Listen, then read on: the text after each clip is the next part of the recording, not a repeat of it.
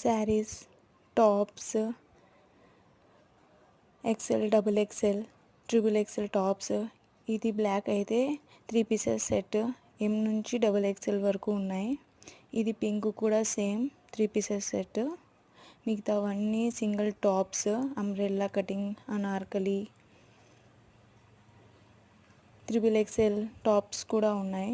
Saris, daily wear saris అన్నీ దొరుకుతాయి friends. ఇది స్టాక్ ఇప్పుడే వచ్చింది.